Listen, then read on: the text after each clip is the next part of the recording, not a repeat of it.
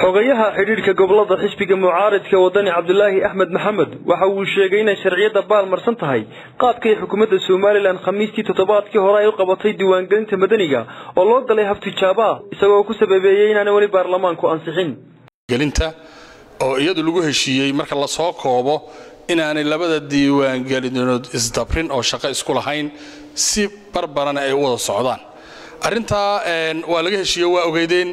waxa ka soo noqday oo hadeerta taagan arin sharci darro ah oo kaliftay inaanu qaranka iyo ummadda iyo cid walba oo Soomaaliland daneenaysa aan u sheegno qodobkaas wuxuu yahay diiwaangelintii lagu balansanaa inay sida u shaqeyso ayaa sifa sharci darro ah ku bilaabatay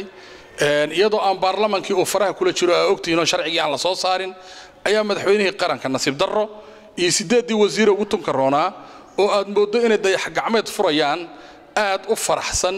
oo le maanta ayuun baynu ictiraafkii helaynaa guushii gaadhnay iyagoo ku sii tumanaya ama isku sii taagaya sharcigii waddanka oo aan u aabba yeelahayn aan marnaba u aabba yeelayn ummaddu waxay dhigatay iyo wixii lagu heshiiyay mid aan u aabba yeelayn waxaan idin sheegayaa ummadda Soomaaliland u sheegayaa haddii arrimuhu sida ay iminka ku socdaan oo sharciga sidaa dhibka yar loogu tunto waa ogtihiin sharcigii faham ahaan baa lagu heshiiyay baarlamaankii uu ku jiraa ma soo bixin waxaan maqlaysay diiwaangelintii baa la bilaabay oo waliba madaxweynuhu bilaabay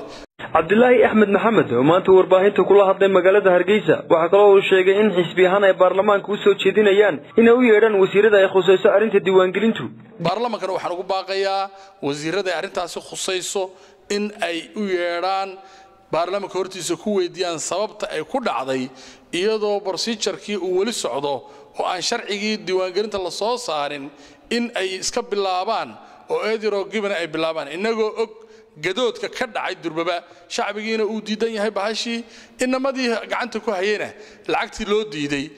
diiwaangelinta qaranka markay tahayna in sida loo bahdila ma waatayn u baahneen madaniga waa loo baahan yahay sharciga u baahan wadanka u baahan laakiin waxa ay iyadoo laga fiirsaday oo lacagtuna u dhantay sharciguna u dhan yahay in la furo bay ahayd